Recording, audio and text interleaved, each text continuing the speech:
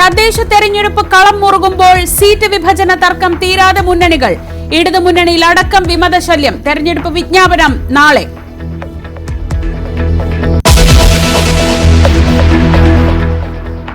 SIR-ൽ നിയമ പോരാട്ടത്തിന് സംസ്ഥാന സർക്കാർ. കേന്ദ്ര തെരഞ്ഞെടുപ്പ് കമ്മീഷനെതിരെ ഹൈക്കോടതിയിൽ ഹർജി. വോട്ടർ പട്ടിക തീവ്ര പരിഷ്കരണം നിർത്തിവെക്കണം എന്ന ആവശ്യം. സുപ്രീം കോടതിയെ സമീപിക്കാൻ ഹൈക്കോടതി നിർദ്ദേശം.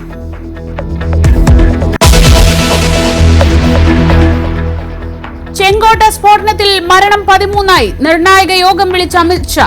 ഭീകര പ്രവർത്തനത്തിന് ഉപയോഗിച്ച മൂന്നാമത്തെ കാറും കണ്ടെത്തി. അക്രമി സംഘം പദ്ധതിയിട്ടത് വൻ സ്ഫോടന പരമ്പരയ്ക്ക്. ഇന്ത്യൻ അന്വേഷണ ഏജൻസികളെ പ്രശംസിച്ച് US സ്റ്റേറ്റ് സെക്രട്ടറി.